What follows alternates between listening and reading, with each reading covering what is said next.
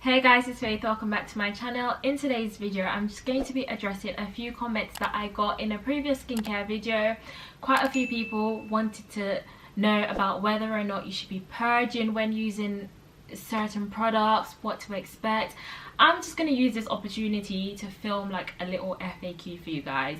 It's basically going to entail what to do when incorporating new products into your skincare routine, what to expect, when to discontinue a product, and just a few tips. I'm going to share what works for me and what I do personally, and then y'all can use that as a guide. Always seek professional advice if you're unsure and you just feel like you're not, you don't feel like you know what you're doing, but I will give y'all a few tips on what works for me. Just a disclaimer, what works for me might not work for you, and different people react differently to different products, so keep that in mind when adding new products to your skincare routine. And whatever I say to you guys, make sure you just take it with a pinch of salt.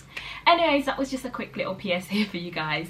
If you like seeing content from me, definitely hit that subscribe button down below, and without further ado, let's get into the video. I did make a few notes so that I can stay on track. So the first thing that I'd advise when adding new products to your routine is to do a patch test. It's pretty simple. All you do is you get the product. So let's just say you wanted to add some retinol serum to your routine and you wanted to try out adding acids, just different serums to your routine. Get the serum in question, pop it somewhere inconspicuous. I'd suggest like the inner part of your elbow area, and I'd say leave it there for 24 hours. Monitor that site that you put it on, take a mental note of it, or write down on your notes in your phone somewhere where you put it, and then just monitor it for the 24 hours. If you see any changes in color, any tingling, any burning, any redness, just any adverse reaction that is not normal, so like you start feeling super hot, you start feeling itchy, I'd say this product is probably not for you, because you've given your body a chance for it to absorb the product, and if you see like you're having a reaction, then it's probably not best for you to put this product all over your face. So that's something for you to remember. Tip number 2 is to build products up slowly. So what I'd suggest is if you're adding in a product, usually it will tell you on the box. And let's just say you wanted to add, I don't know, a vitamin C mask. You don't want to use it every single day because vitamin C can be quite potent, it can be quite strong.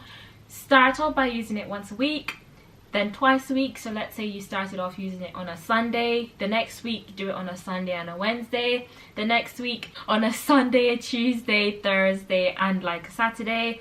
And then if your skin is fine, then you can use it every day, up to every day. It doesn't necessarily mean that just because you've done that with that one product that you need to use it every day, because some products are too potent and too strong and you don't need to use it every single day. The next point is to follow instructions. There's lots of products that this is very, very important. I'll just give you all an example. I didn't bring it with me, but it's the Doctor's Visit Instant Resurfacing Mask. I'll pop a picture of it up here for you guys. That product is a mask. You're only meant to leave it on for 2 to 3 minutes. 2 to 3 minutes means 2 to 3 minutes. Don't get happy and just start leaving it on for 5 to 10 minutes, because I guarantee if you leave it on for too long, you're going to end up with a chemical burn. And a lot of the times people get too excited, you get too heavy-handed, and you just want to be fast. If it says 2 to 3 minutes, leave it on for 2 to 3 minutes. It's usually there as a guide for a reason, because it's probably very potent, and a little goes a long way. Definitely follow the instructions. Right, next point is do not incorporate lots of different new products into your skincare routine at once. It's a pretty logical reason behind this. If I was like just starting building up my skincare routine and I said, right, I want to start using serums, and I say, right, I want to try using retinol. I heard good things about it on YouTube and I want to start using retinol. So we've got retinol here. And then you've heard, oh, I've heard really great things about hyaluronic acid. I want to start using hyaluronic acid too. So then you pop the retinol on your face and you pop the hyaluronic acid on your face. And then you're like, oh, I've heard really great things about niacinamide. And you're like, let me pop all 3 of them on my face at once. If you start reacting, how are you going to know which one of the products you reacted to? So my advice would be, use one product, add one new product into your skincare routine at a time. And I'd probably say wait like a week to 2 weeks before adding the next one, so you can make sure that your skin is okay with that product. Give yourself any time for purging, and then you can obviously make a informed decision on whether or not you want to carry on using that product, and if you feel safe enough adding on another product. There's no point adding all three at once, because if you need to discontinue the use of one of them or two of them, you're not going to know which one it is, and you could just be preventing yourself and blocking your blessings from actually having really good results because you're too scared and you don't know which one it is that caused the problem. I hope that makes sense. I know I'm waffling a lot, but I really hope that makes sense for you guys. I'm trying to break it down so it can be simple. The next point is, don't use products with active ingredients on the same day. I'll give you all an example. One thing that I don't do is I don't use retinol and vitamin C on the same day. They are both active ingredients. It's a recipe for disaster and a recipe for giving yourself a chemical burn or a reaction. Another thing that I wouldn't use, I don't use the Paula's Choice, which has got BHAs, and I don't use vitamin C on the same day. If I'm using this, I'll use my CeraVe moisturizer. If I know I've used something with lots of active ingredients, or I'm going to use retinol, I'll use my CeraVe moisturizer. There's just no point. There's no reason for your skin to be being so great, just minding its own business, and then you start just adding too many things. You are going to cause yourself problems. I would, however, use niacinamide and vitamin C together, and I would use hyaluronic acid and vitamin C together. Like, you can literally mix acids, and you can literally make a great combo, but you have to do it in a safe way, and you have to know what you can and can't mix and what you could mix. I hope this is making sense. I know I'm waffling, but I'll try and make a video for you guys on what you can mix and what you shouldn't mix from a layman's view, because obviously I'm not a dermatologist, I'm not a pro, but I can just tell y'all from the research that I've done and from what works for me, so that hopefully it can help you to be safe when trying to incorporate new stuff. Next point, defo use sunscreen. If you're going to be adding lots of potent ingredients, active ingredients, strong things, it doesn't even matter if you don't use serums or you don't use active ingredients in your skincare routine. You should be using sunscreen, period. I've got a sunscreen right here wherever I put it. It's this one from Supergoop. It's a nice SPF 50. I just use this, and I've talked about lots of sunscreens on my channel. I'll put a video up here on what sunscreens you can get and my ideas and opinions on sunscreens. This video is not about sunscreen, but a tip is to use sunscreen, just because it will help give your skin an extra protective layer against the sun rays, especially when you're using anything that's very potent. Your skin is going to be fragile. It's going to be at risk of getting burnt. Chemical burns as well as sunburns, and you don't want that, so definitely use sunscreen. And then last but not least, the other point is just, you have to consider any other reasons that you could be breaking out.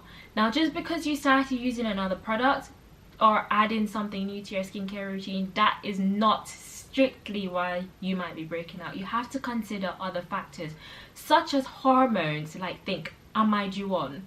When you're due on, you're probably going to break out, regardless of whether or not you're adding a new product to your skincare routine. Guys can have hormones too, so think about, is your hormones balanced? Not just women. Am I due on? Are my hormones having a mare? Am I eating correctly? Have I just been eating junk recently? If you've been eating junk, it's going to come out. It's going to come out one way or another, probably through your skin. So think, have I been eating lots of junk, and am I just breaking out because of this? And think, is my skin just going through a phase of purging? I'd say if you've tried a new product, I think I said this before, give it a week to 2 weeks and you can see if you're purging. So purging, if you don't know, is just like your face just breaking out a little bit as you're getting used to a new product. But yeah, just think, is my skin purging? Give the product a chance to work. You will know the difference between purging and if this product is just unsafe for you to use. Because if it's burning intensely, or if your skin is like super red, and you know that my skin doesn't usually go super red, then it's probably wise to discontinue the product. I haven't really purged or like broken out too much. I think I only purged when I used retinol. When I started using retinol, I got like some bumps all over my skin. but it wasn't like my skin was burning or anything. I waited until I built up to using it every other day, and then my skin was fine, and it was a great product. It's been working for me. But if I had just stopped it because my skin was purging, then I wouldn't have known whether or not it would have worked. Does that make sense? Now, when to discontinue use of a product. I think I've kind of touched on this in each point. But if you're starting to see a reaction that you've never seen before, like redness, intense stinging or burning sensations when using the product, wash it off. Just put it to the side. Give it to a friend or family. Just because lots of people have said, yes, retinol's working for me. The Paula's Choice exfoliant is working for me. If it doesn't work for you, don't be downcast, don't be disheartened. Not everything works the same for everybody. It just might not agree with you. Just pass it on. Just pass it on to somebody else. I've said in the past, I know when I use glycolic acid, I know how my skin reacts. It's just, and I've tried it with many different brands, different percentages of glycolic acid, and my skin always pretty much breaks out if it's more than 2%. You kind of know what your skin's gonna be like after using things for a while. I've got sensitive skin, and if you do have sensitive skin, it can be quite scary adding new products, but you just have to do it in a safe and sensible way. The scariest things when it comes to skincare routines for me and adding new products are serums and any types of moisturizers or masks, simply because those are the things that stay on your face over a period of time. And I don't know, I could go to sleep and I could wake up and my skin could just be completely different and highly inflamed from when I was awake. So the things that stay on are the things that you probably want to patch test with the most and like test out. However, when it comes to things such as cleansers and toners, you shouldn't really be breaking out from a cleanser or purging from a cleanser, but you probably can. Like I said, we're all different. I've never purged from a cleanser, but just remember, you can always wash this off. It's not going to stay on your skin. Toners as well, you just dab that on a cotton wool pad and you just pat it over your face. You're not putting like a lot on. So I'd say these are the safer ones. Use like a gentle cleanser if you want to be using things that are potent, that will stay on your face longer. Yeah guys, those are just my tips. I know it's like nothing too full on and nothing too scientific, but those are just the things that help me to stay safe when I'm adding new products to my routine. Like I said, you shouldn't really be purging if you're using simple face washes, but it is possible. I hope this video has been helpful to you guys, and hopefully it's kind of giving you a bit of peace of mind on what to look out for. And yeah, those are just the tips that I use. I'm just gonna say my usual statement: if in doubt and you just feel like you're struggling, seek medical advice, go to a dermatologist, go to a doctor. But yeah, that's just what I do. Hopefully this video has been helpful and you've enjoyed it. If you have enjoyed it, please hit the red button down below if you've not subscribed to the channel as yet. And yeah guys, I hope to see y'all in my next video. Until next time, bye.